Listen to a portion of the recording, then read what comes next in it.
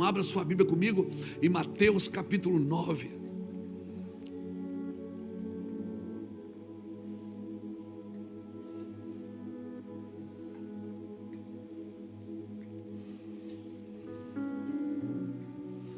Mateus capítulo 9.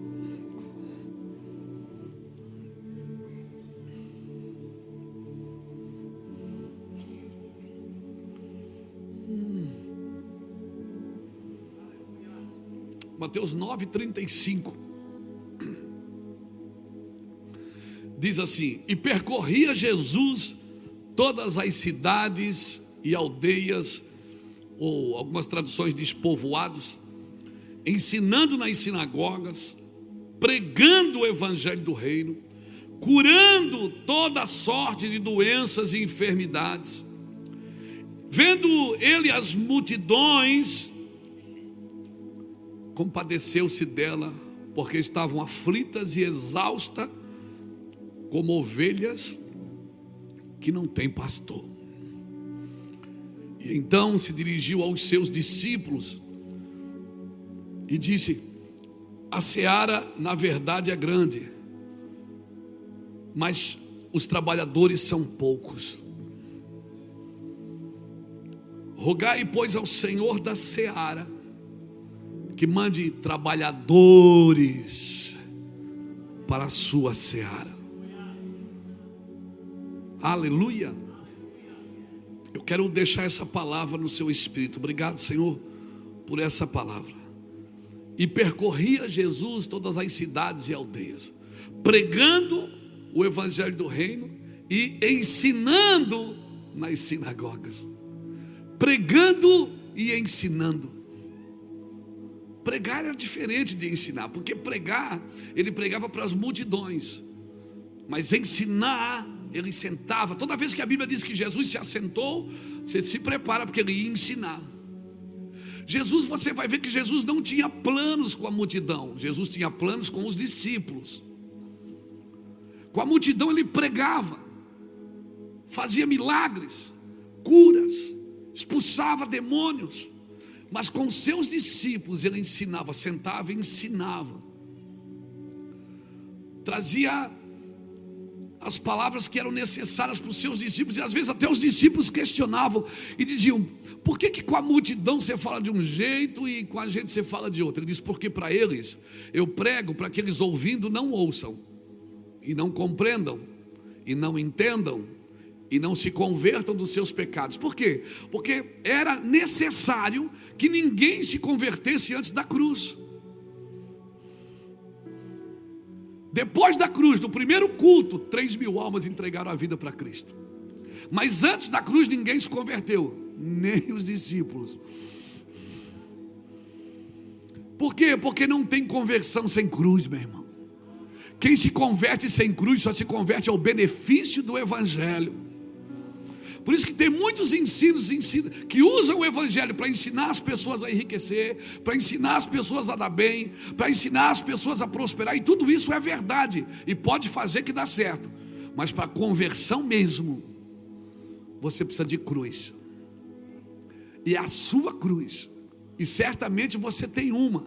Se você ainda não está carregando, ela está no armário, ela está em algum lugar, mas todo mundo aqui luta com alguma coisa. Todo mundo aqui luta para se livrar, e não é para se livrar do diabo, porque o diabo já foi vencido na cruz.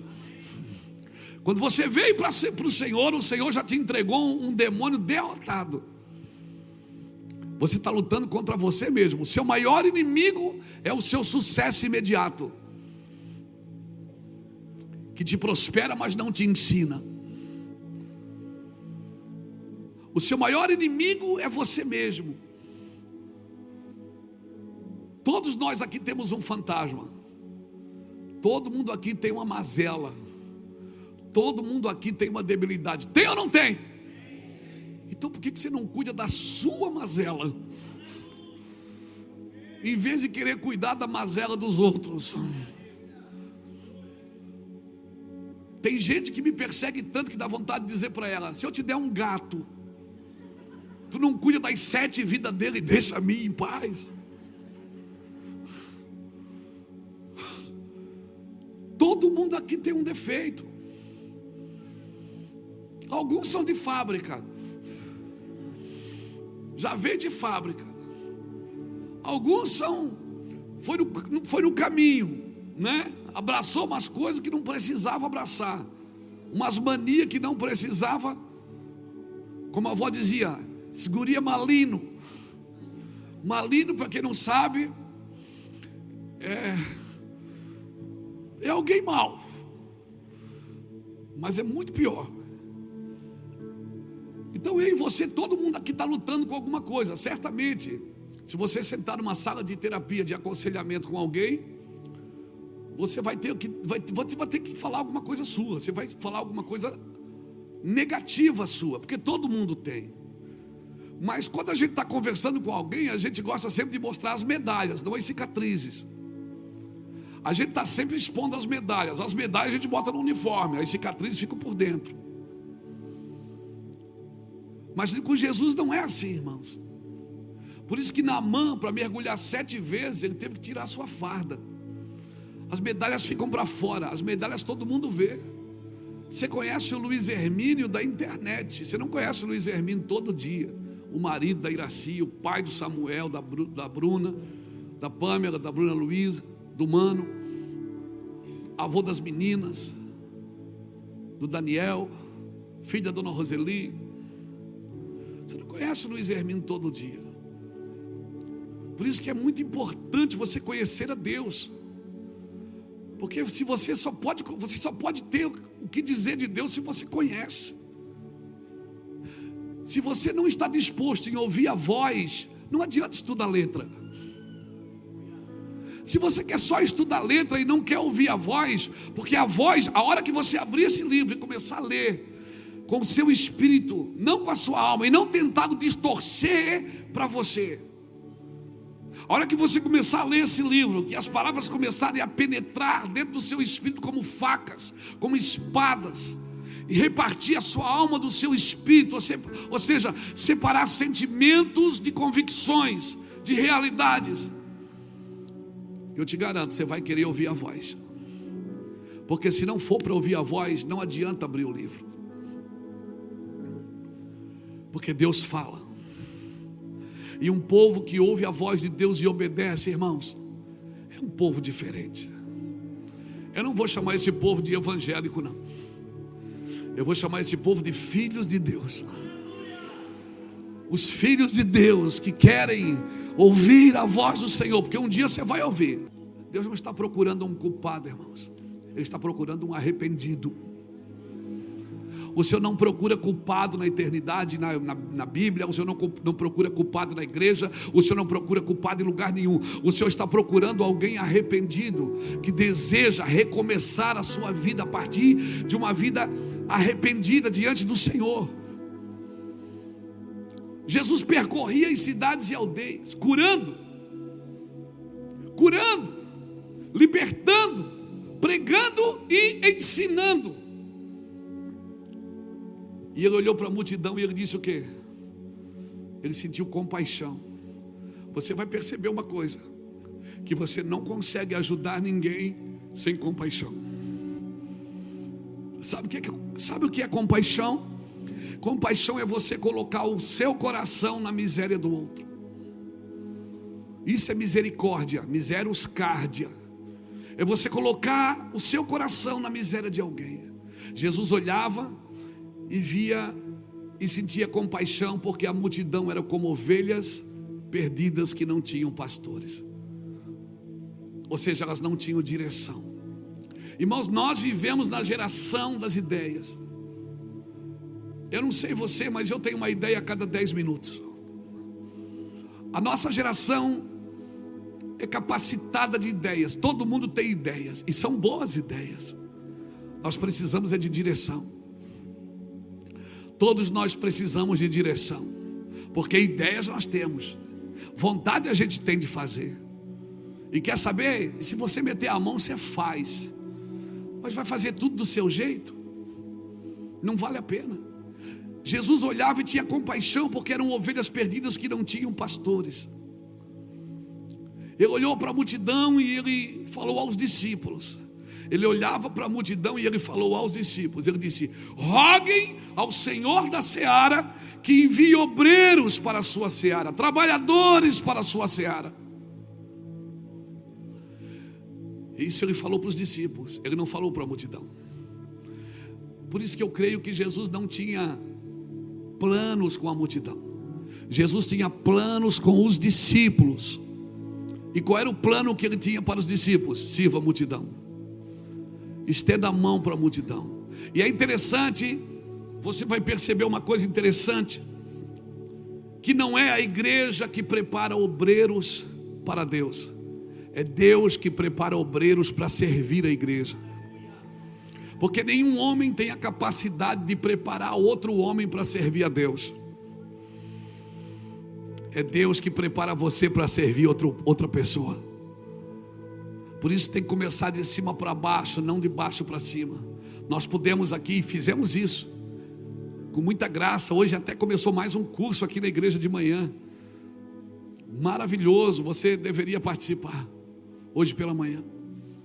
Então o nosso trabalho é capacitar a gente, preparar a gente, afiar as espadas de todo mundo. Mas nenhum homem tem a capacidade de preparar outro homem para servir a Deus, se esse Deus não chamar você. É Deus quem faz, irmãos. É Deus quem faz primeiro, não sou eu. Então, roguem ao Pai que envie obreiros para a sua seara. Porque não é a igreja que faz obreiros para Deus, é Deus que faz obreiros para servir a igreja. A Bíblia diz que Deus colocou cada um como quis no corpo. Uns para apóstolos, profetas, evangelistas, pastores e mestres. Ele que coloca cada um como Ele quer. Não é a gente, irmãos. Não é a gente. Por isso você vai ver muitos doutores na igreja sendo servidos por analfabetos. Por quê? Porque assim é a igreja do Senhor. Deus pega Paulo, um cara culto, inteligentíssimo, que aprendeu aos pés de Gamaliel, e coloca ele para servir os gentios. E pega Pedro, que segundo a história não sabia ler nem escrever, e põe ele para pregar para os doutores da lei. Esse Deus não é gente. Deus tem uma forma de me impressionar, de impressionar a humanidade a partir dele, não a partir de nós. Deus tem uma forma. Então, querido, não espere de Deus outra coisa. Agora, pessoas, elas têm dificuldade de se submeter àquilo que não dá sucesso imediato.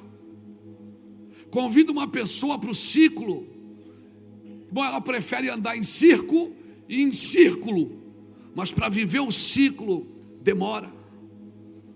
Não é assim, irmãos. Tudo que nasce grande é monstro, é dinossauro. Deus tem um propósito, e esse propósito tem fases. E essas fases, elas têm planos, elas têm ideias para cada momento.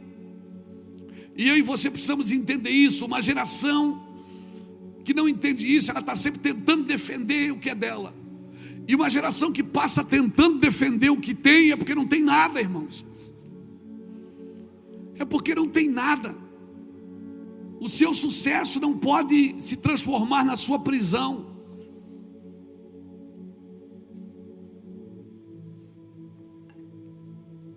Você não pode construir uma coisa que vai te aprisionar. É como fazer um buraco. Você faz um buraco, você fica fora dele, não fica? Chega um momento que você tem que entrar nele para cavar de dentro e tirar a terra de dentro.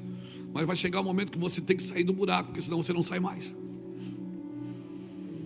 Você cavou, ficou fundo, achou água, mas se você não cuidar, você não sai mais.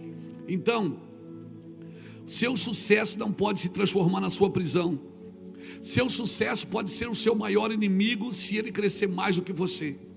Como assim, pastor? Nada pode crescer mais do que você. Quando Deus disse crescer na graça e no conhecimento, Ele não falou isso para nada, Ele falou para pessoas. É você que tem que crescer na graça e no conhecimento. Para aquilo que você faz, sirva você e não você sirva isso. porque senão você vai ser aprisionado por aquilo que você construiu. Ter sucesso no mundo, muitas vezes, significa se sair bem no mundo usando as condições impostas pelo mundo. E quer saber? Muitos sucessos no mundo só tem sucesso porque usa as condições do mundo. Se aplicar as verdades, o sucesso cai por terra. Se eu tiver que viver as verdades de Deus em tudo que eu faço, nem tudo vai dar certo. Nem tudo vai dar certo. Você só terá sucesso no mundo se usar as condições impostas pelo mundo. Agora, se você quer usar as condições impostas pelo mundo para ter sucesso no mundo, por favor, não diga que isso é em nome de Jesus. Porque no nome de Jesus, a base para todo sucesso é a verdade. A base para todo crescimento é a verdade. Amém, irmãos? Amém, irmãos? Amém, irmãos? Você que compra, você que vende, seja verdadeiro. Ainda que isso te custe lágrimas, ainda que isso te custe dinheiro, ainda que isso te custe tempo, seja verdadeiro. E é tão difícil, parece que essa palavra ela está tão distante de nós, ser verdadeiro, porque o sucesso de Deus contradiz todo o sucesso do mundo. Você vai ler nas escrituras, por exemplo, em Eclesiastes capítulo 9, versículo 11: vi uma coisa debaixo do sol, que não é dos ligeiros o prêmio, nem dos valentes a vitória, nem tampouco dos sábios o pão, nem ainda dos prudentes a riqueza, nem dos inteligentes o favor, mas o tempo e a sorte ocorrem para todos. Vai ter o dia mau na sua vida, mas vai ter o dia bom. Então no dia bom você faz o quê? Desfruta. E no dia mau, aprende. No dia mau você aprende. Aí você aprende o que? Isso aqui eu não vou fazer mais. Isso aqui, anota o que você não tem que fazer mais. No dia bom, desfruta, irmão. Não faz muita conta, não. Só qual é o problema? É que às vezes a gente está no dia bom, mas tem alguém perto da gente que está no dia mau. E ela acaba julgando a gente porque a gente está no dia bom, mas ele está no dia mau. Quando você estiver triste, não tome nenhuma decisão. Fica quieto. Quando você estiver alegre, muito alegre, não faça nenhuma promessa. Não se empolgue, hein? Porque no outro dia você pode estar triste. E aí você vai ter que fazer tudo que você prometeu. Quando estiver com raiva, fique quieto.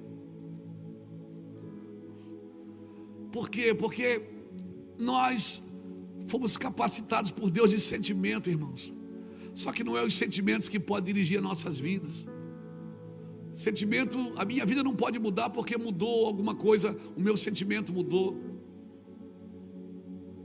Hoje eu estava bom, então eu falei coisas boas. Amanhã eu estou mal, eu vou falar coisas maus. Não mexe comigo porque eu acordei com o pé esquerdo. Parece que tudo que é bom é do direito e tudo que é mal é do esquerdo. Eu não sei. Meu Deus, que luta. Vocês se alegraram agora, né? Não mexe comigo. A Bíblia diz que ele vai botar os bodes na esquerda e as ovelhas na direita. Eu não estou entendendo mais nada. Isso, Jesus. Pegadinha. Pastor, mas está difícil. Deixa eu te falar e deixa eu te trazer esperança. Todo o avivamento no mundo começou de uma igreja morta. Todo o avivamento no mundo nasceu quando a igreja não tinha mais esperança lá. Quando parecia que estava tudo morto ali, mas meia dúzia de gente se reuniram para orar. Meia dúzia de gente resolveu pagar um preço, como a gente fala no populacho. Meia dúzia de gente resolveu fazer algo diferente. E os avivamentos que você estuda na Escócia, no país de Gales, na Rua Azusa, os avivamentos que você estuda nos livros de história, todos eles nasceram de uma igreja morta. Todos eles nasceram quando não tinha mais esperança, quando ninguém acreditava mais na igreja, quando parecia que as palavras do púlpito não faziam mais efeito em ninguém. Mas de repente, irmãos, Um vento impetuoso invadia o lugar. Ei, Deus fazia tudo novo, de novo. E eu espero que isso aconteça nos próximos dias no Brasil. Por favor, não libere palavras negativas sobre a nossa nação. Por favor, não libere palavras negativas sobre o território brasileiro. Comece a dizer: o Brasil é uma bênção. Não é pátria idolatrada, não, é terra ungida.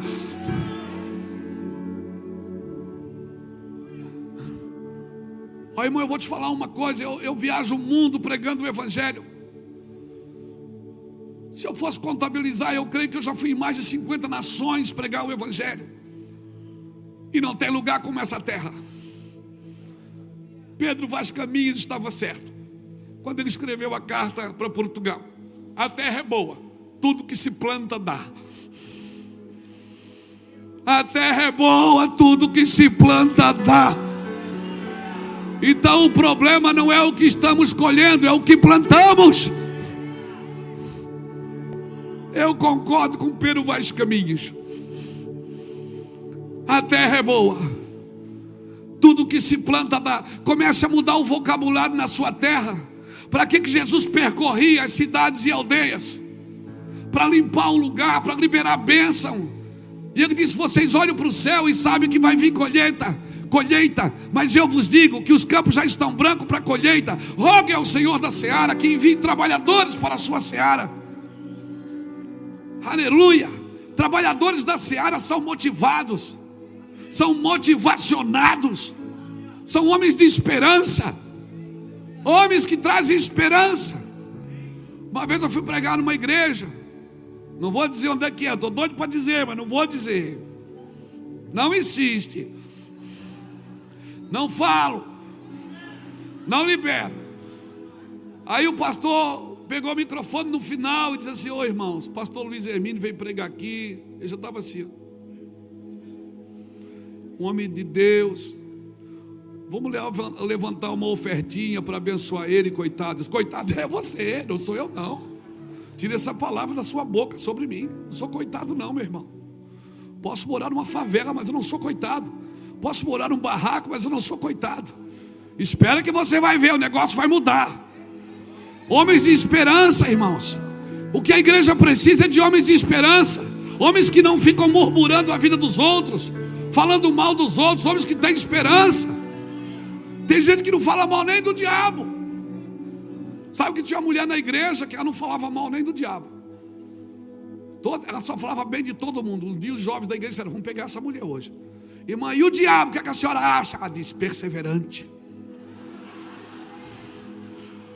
Ô criatura perseverante.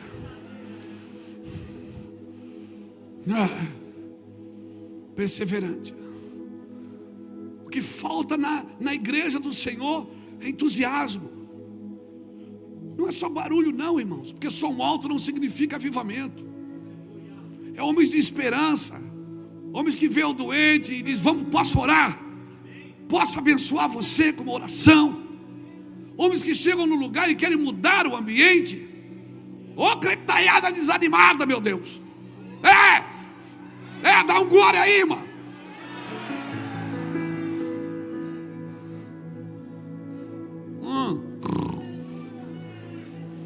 O leão da tribo de Judá não é gatinho não, é leão.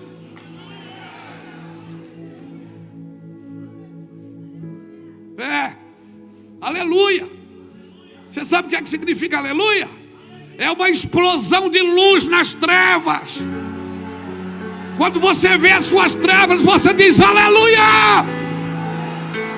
Quando você grita aleluia, você está dizendo: trevas, vai haver uma explosão de luz aí dentro.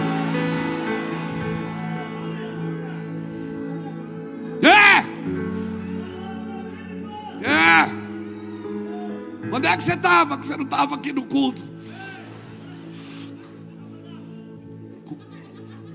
Quando a igreja está morta, é Ele que aviva, irmãos. Não adianta. Você pode fazer tudo. Ei, você pode apagar a luz para ficar mais romântico. Não adianta.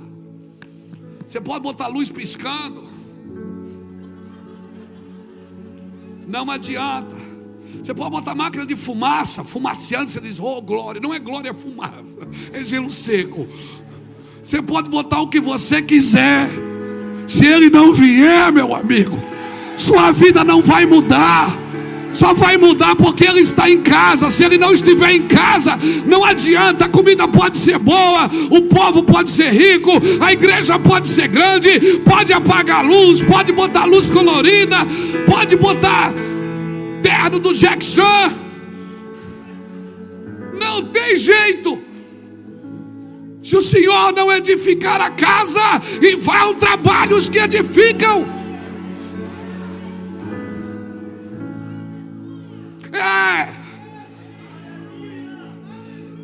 Ouviu? É só indicar. Crente, ele não permite que alguém grite aleluia mais alto do que ele. Crente que se preza, ele não permite que o amém do outro seja mais alto do que ele.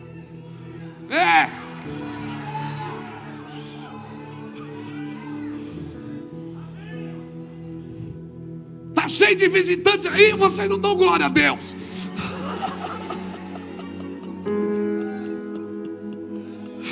Eu amo esse lugar, eu amo.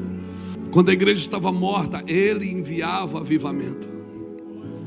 E avivamento para que era? Para acordar a igreja. Eu particularmente, eu não estou orando por avivamento, porque eu não quero só que ela acorde.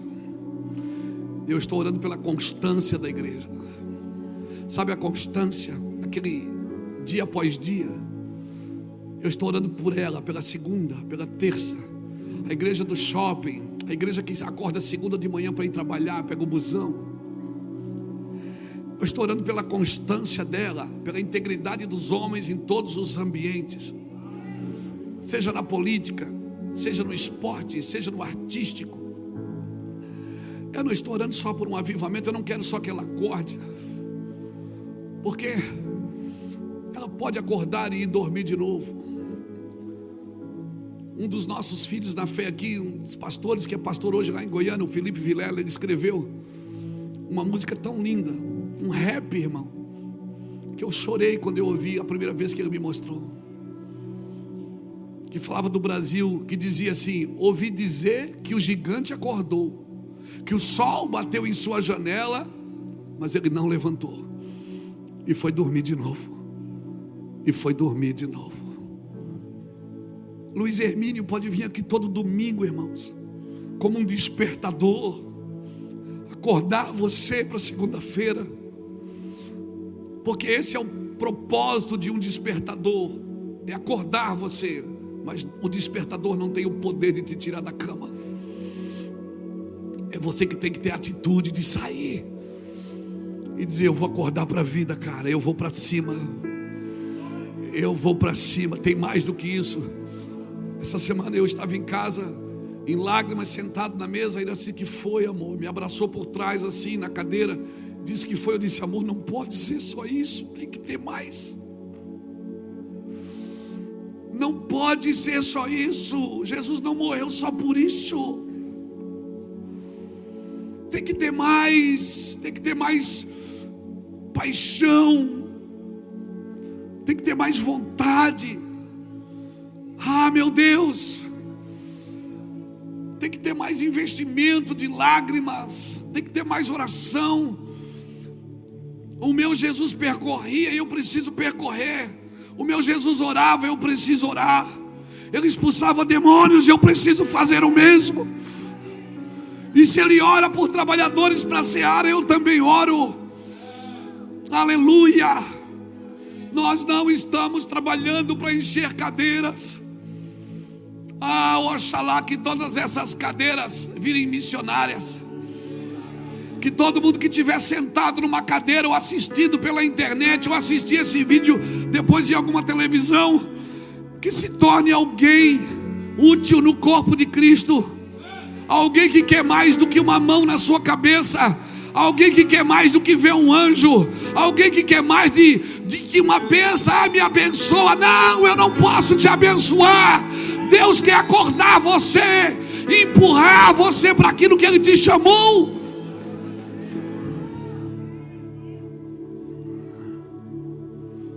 Quem muito foi perdoado, muito ama. Você sabe quem você era sem Jesus? Você sabe quem você era sem Jesus? Embora eu seja um pregador, Deus não me chamou para pregar sermão. Ele me chamou para sermão. Ele me chamou para sermão. Não para pregar sermões, mas para sermão, para tirar alguém dali. Alguém dali, que seja uma pessoa só, mas alguém dali.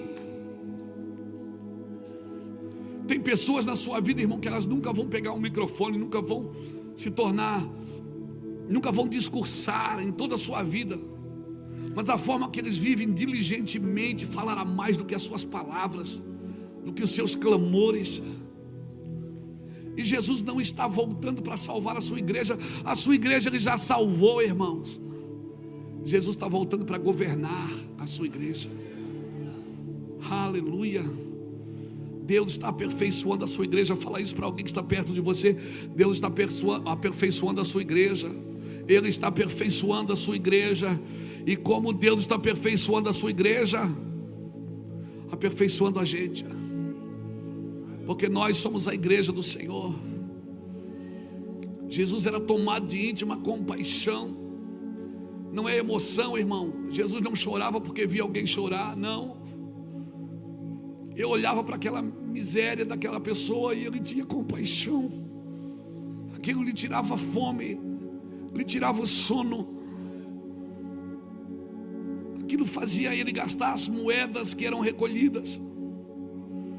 As ovelhas estavam confusas e desamparadas. E por 6 vezes na Bíblia você vai ver Jesus sendo tomado de íntima compaixão. E cada vez que isso acontecia, era um milagre que acontecia. Nós precisamos de compaixão para que volte os milagres.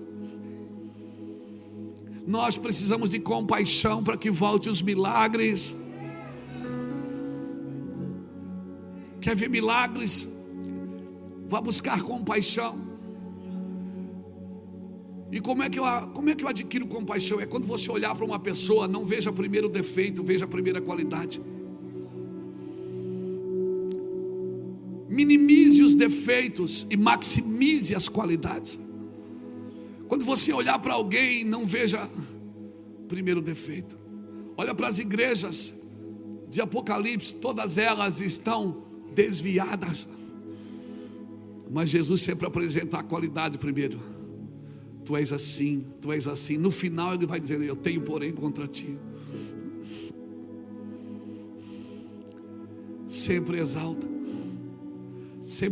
a qualidade primeiro. Nós temos prazer de enfiar o defeito na ponta do dedo, enfiar o dedo no nariz. Não, irmãos, nós vamos precisar de compaixão na igreja. Se nós queremos ver os milagres, nós vamos precisar de compaixão. Só que quando Jesus está falando aqui sobre milagres, sobre compaixão, o milagre aqui não foi na vida da multidão, foi para os discípulos. Jesus imparte algo com os discípulos e ele diz para eles: orem por ceifeiros. Jackson, ele não disse ore para ter mais dinheiro, ore para ter mais arrecadação, ore para a igreja crescer, ore, não, ele disse ore por ceifeiros. Do que adianta ter dinheiro se não sabe o que fazer com ele? Do que adianta ter igreja grande, cheia de gente vazia?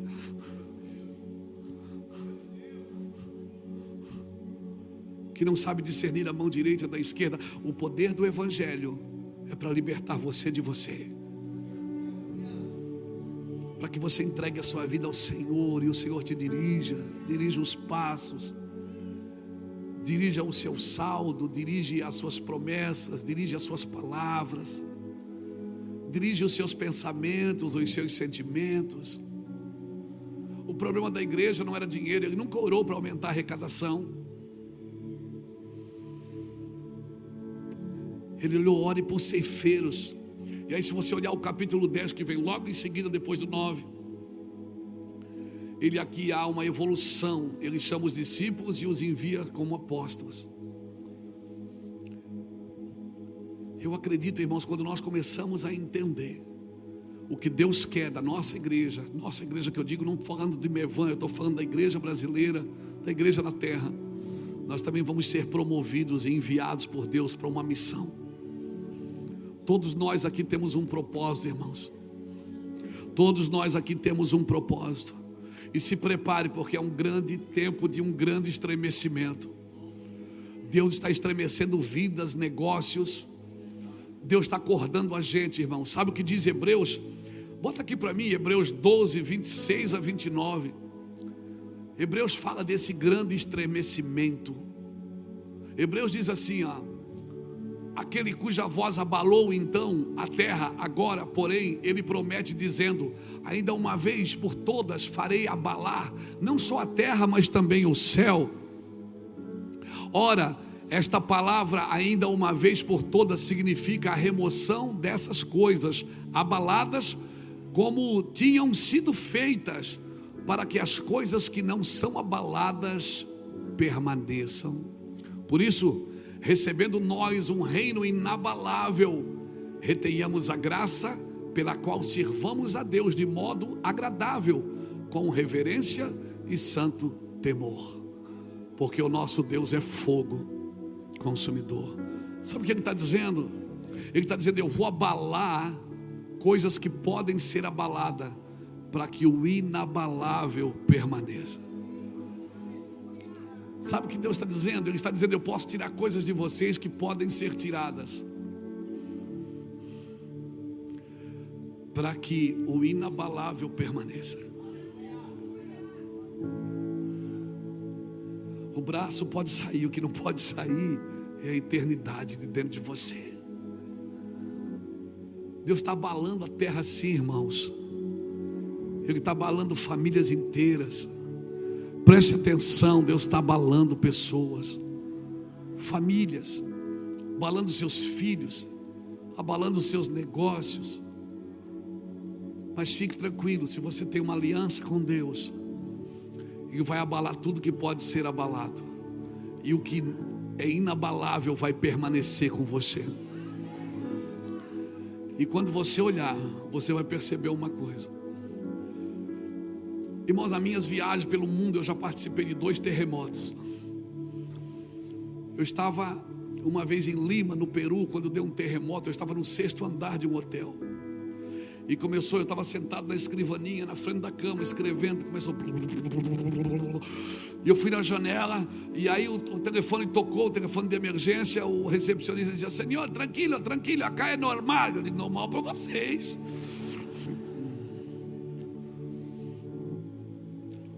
E depois a gente soube que, no outro dia, a gente soube que houve um grande abalo, perto dali, 5 pontos alguma coisa, que derrubou muitas casas, prédios, em Lima. Eu estava lá, irmãos. Não a maior força do terremoto não foi onde eu estava, foi numa cidade vizinha.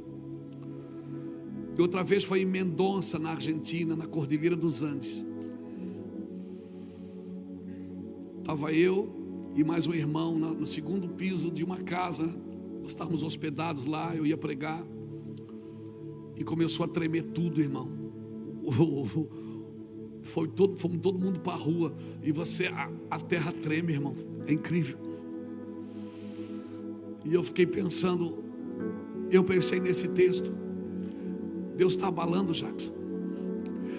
Não se assuste, deixa Deus abalar. Amém? Não se assuste. Você vai dizer assim, mas eu nunca vivi isso na minha vida. Vai viver. Mas eu nunca passei por isso. Vai passar. Para quê? Para que o que é inabalável permaneça dentro de você para sempre. Para aquilo que ninguém pode tirar, irmão, nem o diabo pode tirar de você. O que é abalável vai ser abalado, mas o inabalável permanece. Fica tranquilo, meu irmão. Cutuca alguém que está do seu lado assim, relaxa, mano. Fica tranquilo, meu irmão. Deus vai fazer, Lapinha. Deus vai fazer porque Ele prometeu que faria. E eu só preciso acreditar no que Ele disse. Aleluia. Deus não precisa da minha ajuda, senão Ele não é Deus. Este é um tempo de grandes estremecimentos. Guarde isso. Um tempo de grandes estremecimentos, porque o reino inabalável de Jesus, o reino inabalável de Jesus está sacudindo a terra. Ei, vai sacudir empresas, vai sacudir negócios, vai sacudir. Se prepare, pós-pandemia. Tem sempre duas figuras muito vivas dentro de mim, a figura de Daniel e de José. Os dois foram como escravos para a Babilônia. Para a Babilônia e para o Egito. Os dois entraram como escravos. José, ele mudou a fibra econômica de uma nação. E Daniel mudou a fibra moral de uma nação. Quando nós estamos vivendo em pandemia, 2021, final de 2021 para 2022, o Senhor começou a dar essas palavras. José e Daniel. Disse: Luiz, pós-pandemia, quem acender, virar o botão e acender o fogo e aquecer mais as suas entranhas com a minha presença, vai viver uma transformação econômica muito grande na sua vida. Não são mensagens de riqueza que prosperam você, são mensagens de fidelidade.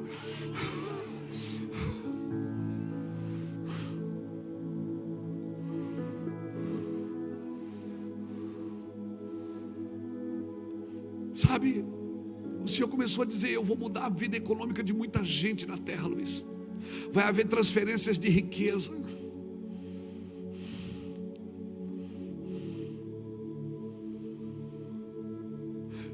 E vai haver também o que Daniel fez na Babilônia. Ele mudou, transformou a fibra moral de uma nação. Muitos homens que estavam lutando com pecados que eles não conseguiam se livrar, eu vou ajudá-los. Eles vão se libertar. E eles vão trazer moralidade para a sua família, para os seus filhos. Vão colocar seus filhos nos trilhos. Ei, eu quero dizer, irmão, se prepare, porque o sujo vai sujar mais, mas o limpo vai se limpar mais. Irmão, se prepare, o limpo vai se limpar mais. Por favor, não me veja somente como um pregador motivacional, porque eu nem sei ser assim. Mas eu vim aqui dizer para você: não desista. Amém? Ore, rogue ao Senhor para que Ele envie trabalhadores para a sua seara. Quem sabe um seja você. E não adianta ficar tocando pedra no Egito. Vou jogar pedra no Egito, o mundo é do diabo, a Babilônia. Para de jogar pedra no Egito para não acertar a cabeça do irmão José. Para de jogar pedra no Egito para não acertar a cabeça do irmão Daniel que está lá. Porque tem muitas pessoas que Deus levou. Quem levou José para o Egito foi Deus, como escravo, para servir Faraó. Os meus caminhos não são como os seus. We were in love that never meant to stay. Some things are real, even when they fade.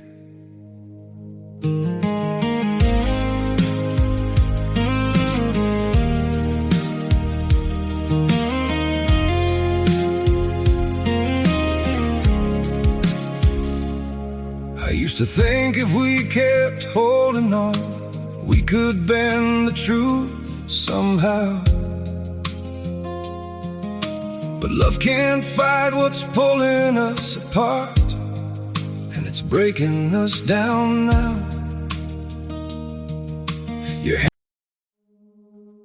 We were in love that never meant to stay. Some things are real, even when they fade.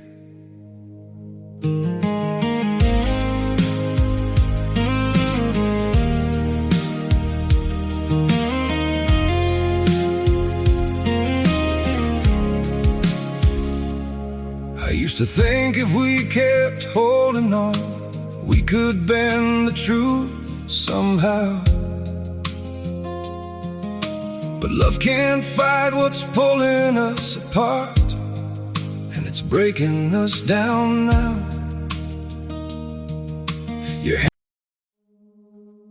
We were in love that never meant to stay. Some things are real, even when they fade.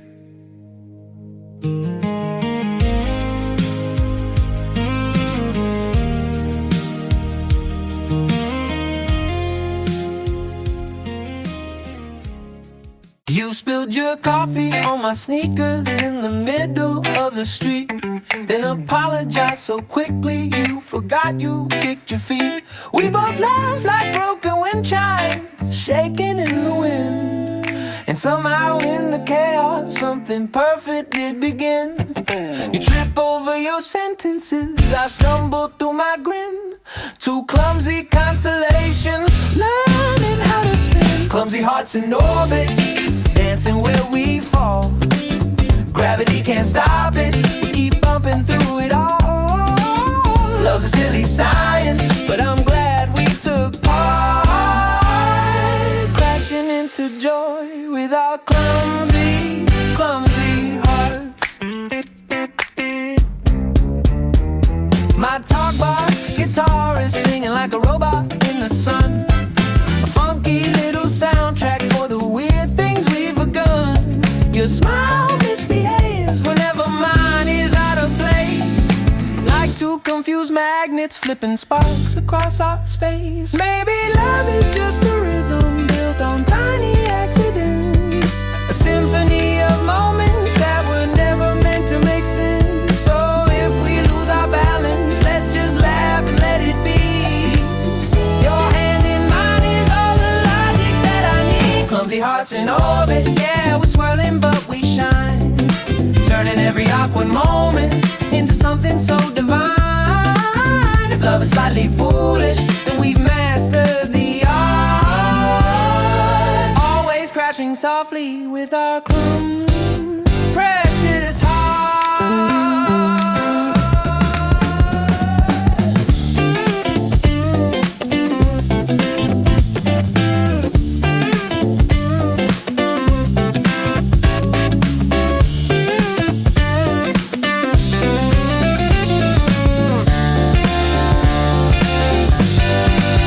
Clumsy hearts in orbit,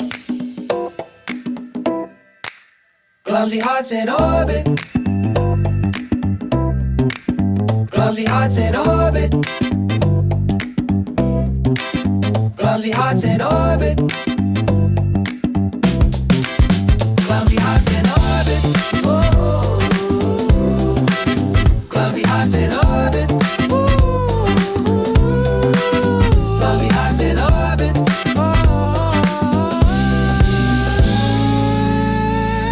Caminhos, os meus pensamentos não são como os seus pensamentos.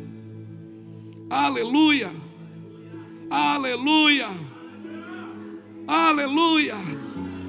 Hoje na primeira fila não tem um pastor, tem um técnico de futebol. Aleluia.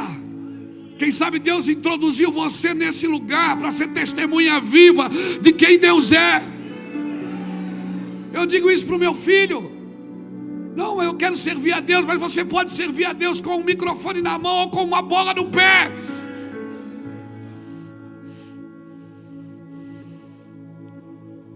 Deus tem os seus agentes de moralidade. Deus tem os seus agentes de transformação.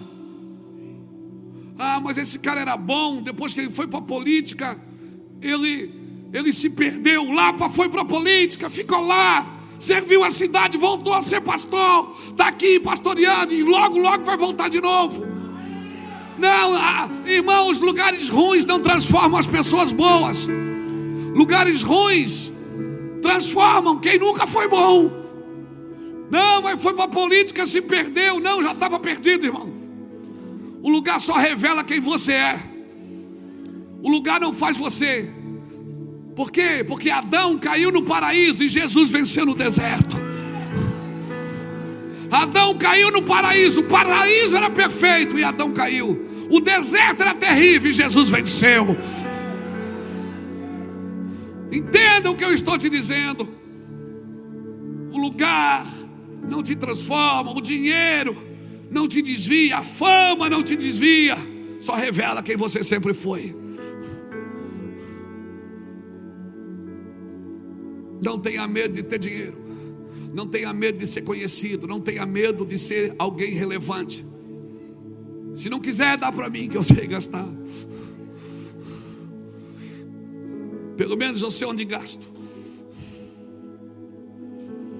Mas o Senhor não se angustia com as notícias ruins. Quem não se angustia? Quem não se angustia, Lapa, com notícias ruins? Eu vou falar uma coisa para você. O meu amor por Jesus aumenta. Cada vez que chega em mim essas notícias ruins, mais o meu coração está em chama. Cada vez que eu vejo que o mundo está se perdendo, mais o meu coração se aquece de amor e de compaixão. Por quê? Porque eu não sou daqui. Eu não sou daqui, você não é daqui. Porque onde estiver o teu tesouro, aí está o teu coração. Deus espera que você despeje o seu coração numa terra perdida.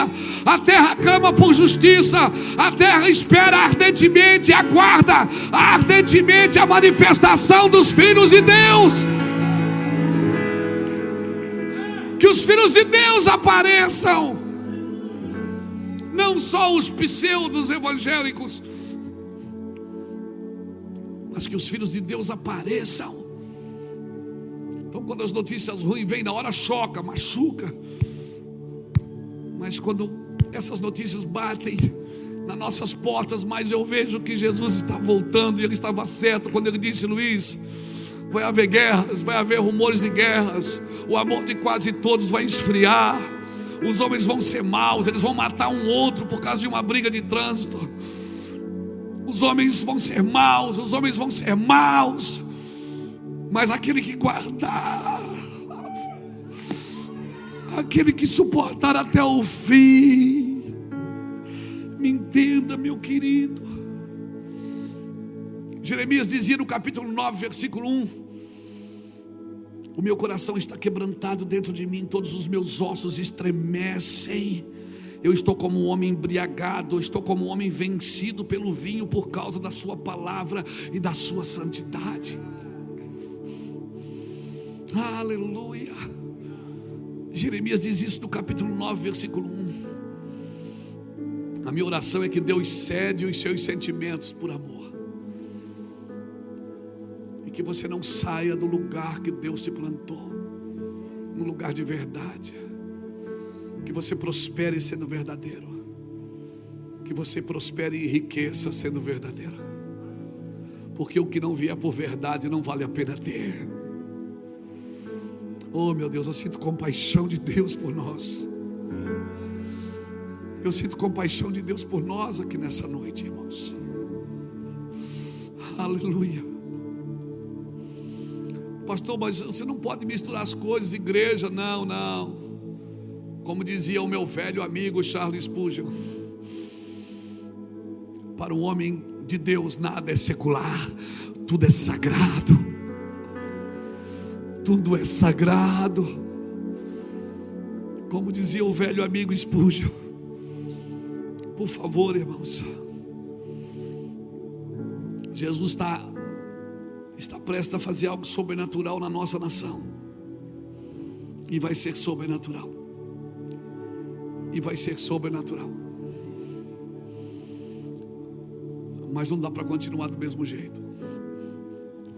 Eu preciso mudar de vida.